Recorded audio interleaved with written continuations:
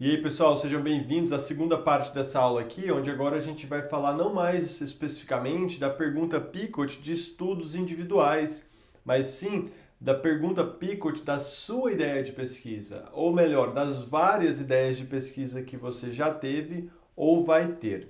Então agora a gente vai aplicar os mesmos conceitos, só que vamos entrar e aprofundar em como formular a pergunta Picot da nossa ideia de meta-análise.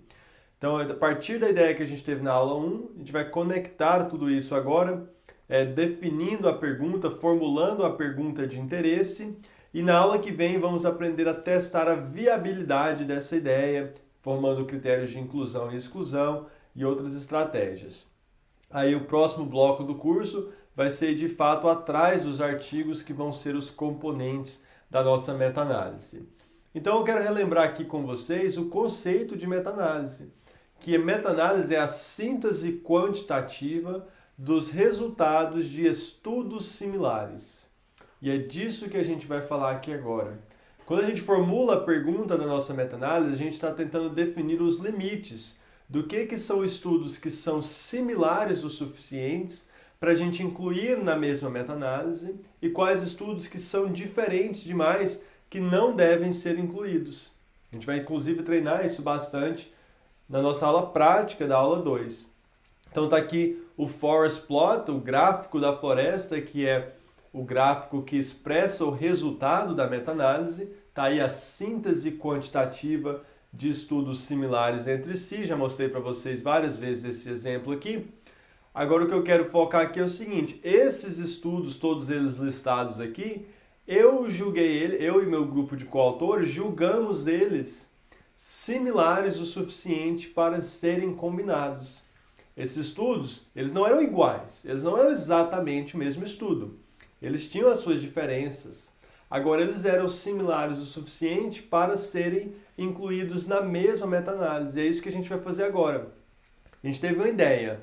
Agora a gente tem que formular a pergunta Picot para definir quais são os estudos que são similares o suficientes para a gente combinar. Então, olha aqui o que a gente vai fazer. A pergunta Picot da meta-análise, que é um conceito um pouco diferente, muito relacionado, mas um pouco diferente da pergunta Picot dos estudos individuais. A gente fez ali o treinamento com a pergunta Picot do estudo Tomahawk, por exemplo. Na apostila de vocês tem alguns exercícios para vocês treinarem. Na aula prática tem alguns exercícios para vocês treinarem. Mas o que a gente fez foi a pergunta Picot do estudo individual. Agora, a gente vai definir uma pergunta para a nossa meta-análise, para a nossa revisão sistemática. Lembra que é isso que difere uma revisão sistemática de uma revisão narrativa, é ter uma pergunta específica. Só fazendo um parênteses aqui rapidinho, se eu quero escrever sobre ablação de catéter para fibrilação atrial. Posso escrever uma revisão narrativa, que seria como um capítulo de livro, por exemplo, discorrendo sobre os mais diversos temas relacionados a isso, desde introduzindo o tema de fibrilação atrial, falando sobre como se desenvolveu a tecnologia, como que é hoje, quais são as indicações, as complicações e assim por diante. Agora, isso é uma revisão narrativa, é um capítulo de livro, é um capítulo lá do Up to Date e assim por diante. A revisão sistemática, não. A revisão sistemática, ela tem métodos específicos. É isso que define ela ser sistemática. E o que define uma revisão sistemática? Ter métodos, que é o que a gente vai fazer aqui. Né? Parte desses métodos é ter uma pergunta específica. Parte dos métodos de uma revisão sistemática é ter uma pergunta específica e todos os outros métodos que a gente vai aprender nas próximas aulas. E essa pergunta específica se aplica para a revisão sistemática e para a meta-análise também, porque a meta-análise é a síntese quantitativa de estudos similares.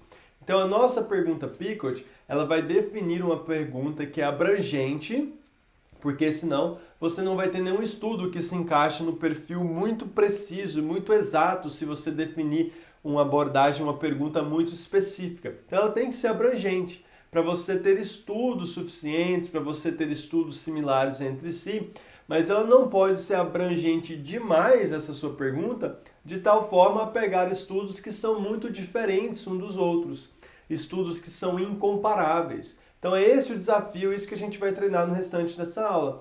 É a gente identificar estudos que são similares entre si, para a sua pergunta específica, mas não são muito diferentes. Eles não precisam ser iguais, mas eles não podem ser diferentes demais entre si.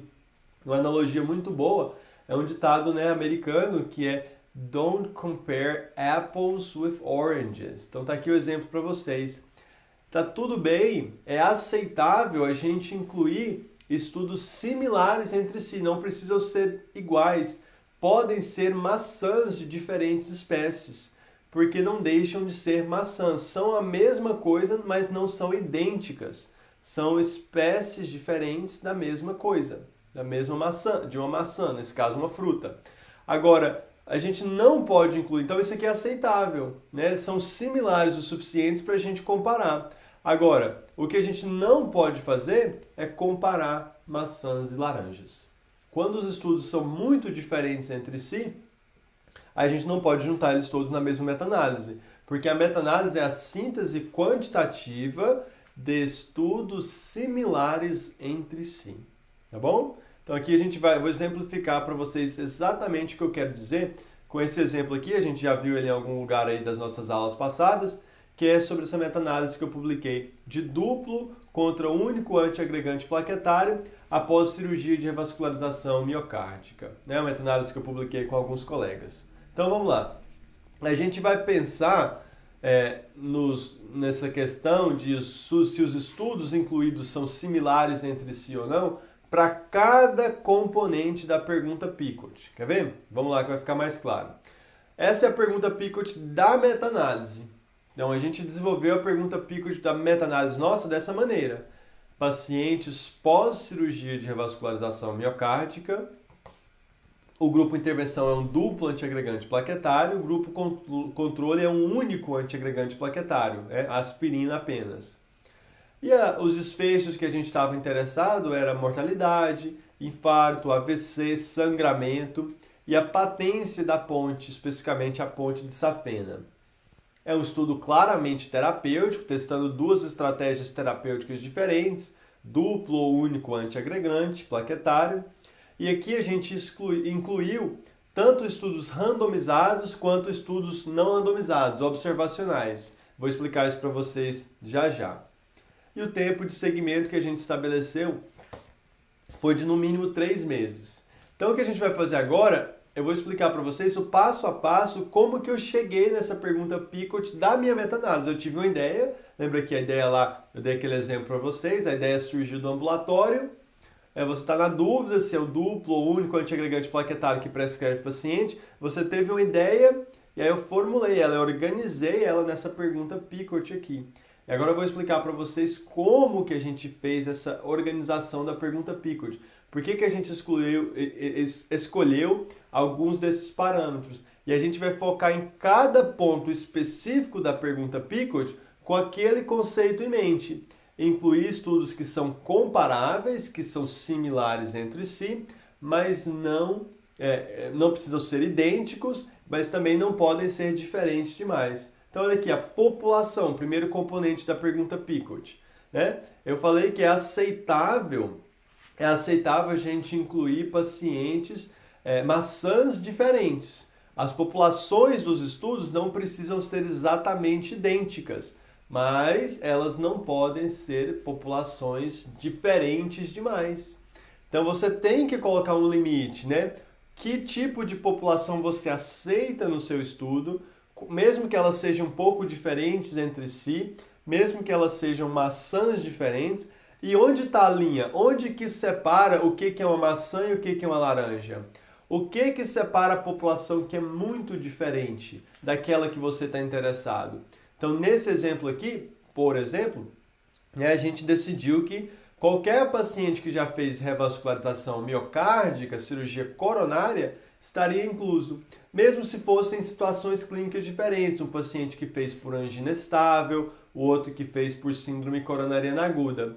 São maçãs diferentes, são pacientes que fizeram cirurgia de revascularização miocárdica por indicações diferentes, mas são maçãs ainda no meu julgamento. Então eu decidi incluir na pergunta Picot nessa população como todos os pacientes que já tiveram cirurgia de revascularização miocárdica. Agora eu encontrei lá alguns estudos que tinham pacientes que fizeram cirurgia valvar, uma cirurgia mitral, uma cirurgia aórtica. E aí eu falei, não, pera lá. Isso aqui não é mais uma maçã diferente, referente ao conceito de população do meu estudo. Isso aqui é uma laranja. Aí eu não posso comparar maçãs e laranjas, né? O ditado dos americanos que eu utilizei para essa analogia é Don't compare apples with oranges, tá bom? Não compare maçãs e laranjas. É uma população totalmente diferente. Então esse aqui não entra. Pós-cirurgia valvar não entra. Agora, os pacientes que já fizeram cirurgia de revascularização miocárdica, mesmo que por indicações diferentes, eles entram. São maçãs diferentes, então tá valendo para mim. Tá joia? Então, a gente vai aplicar o mesmo conceito para cada componente da pergunta PICOT agora. Então, por exemplo, a intervenção. Qual que é a intervenção? Duplo antiagregante plaquetário. Então, eu escolhi aqui incluir o duplo antiagregante plaquetário com aspirina e clopidogrel, ou então um duplo antiagregante plaquetário que é um mais potente ainda, que é a aspirina mais ticagrelor. São duas formas diferentes de duplo antiagregante plaquetário. São duas formas diferentes da minha intervenção, mas ainda são maçãs. São maçãs de espécies diferentes, mas ainda são maçãs. Agora, eu não posso incluir um estudo, por exemplo, que usou como intervenção um anticoagulante, a rivaroxabana, por exemplo, ou a pixabana. Eu não posso, porque aí não é mais um duplo antiagregante plaquetário, aí não é mais uma maçã, aí é uma laranja. Aí tá fora, tá muito diferente daquilo que eu defini como os limites da minha pergunta PICOT. Esses limites quem define sou eu. Eu que escolho o que é uma maçã e o que é uma laranja, o que é similar o suficiente. Claro que eu vou escolher isso com um fundamento teórico, lendo a literatura, me aprofundando no assunto, para decidir o que eu aceito incluir e o que eu rejeito. O que é uma maçã diferente e o que é uma laranja. Então esse limite, quem define é você, autor da sua ideia, autor da meta-análise. Só que tem que ser algo que faça sentido, que a revista vai aceitar, que os leitores vão aceitar e assim por diante. Então, nesse caso aqui, o anticoagulante no grupo intervenção era uma laranja. Estou fora, não quero laranjas, eu só quero maçãs, mesmo que sejam de espécies diferentes.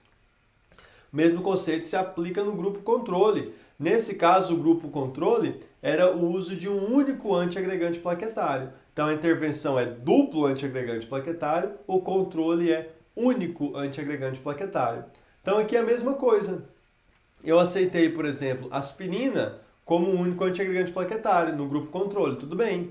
Eu aceitei clopidogrel como um único antiagregante plaquetário. Se o paciente está tomando aspirina e clopidogrel no grupo intervenção e está tomando só clopidogrel no grupo controle, ainda está dentro dos limites da minha pergunta PICOT. Duplo antiagregante plaquetário com aspirina e clopidogrel, único antiagregante plaquetário com clopidogrel apenas.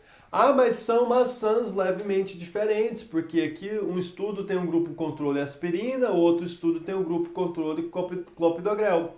Tudo bem, mas são maçãs diferentes, são a mesma coisa com alguma diferença sutil, uma diferença que não é excessiva de tal forma que virou uma laranja, de tal forma que está fora dos limites que eu defini ali para a minha pergunta PICOT.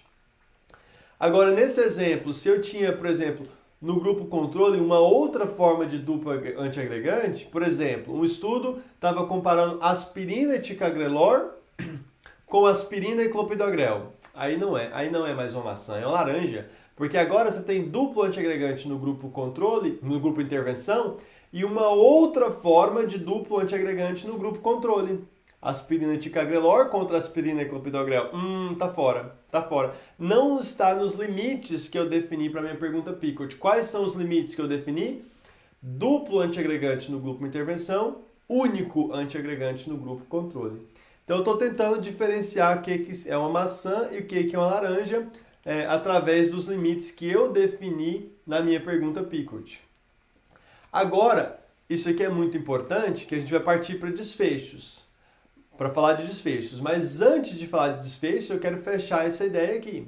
A meta-análise ela é a síntese quantitativa de estudos similares. Esses estudos, para serem similares o suficiente para entrarem na minha meta-análise, eles precisam ser similares entre si, referentes à população, referentes à intervenção e referentes ao grupo controle. Precisam ser maçãs, mesmo que sejam maçãs levemente diferentes, mas não podem ser demasiadamente diferentes entre si, não podem ser laranjas, porque don't compare apples and oranges. Não compare laranjas e maçãs. A gente vai agora aprender a aplicar os mesmos conceitos na parte de desfechos, né? Montando ainda a pergunta Pickett da nossa meta-análise, na sequência dessa aula já, na parte 3 dessa aula 2. Até agorinha.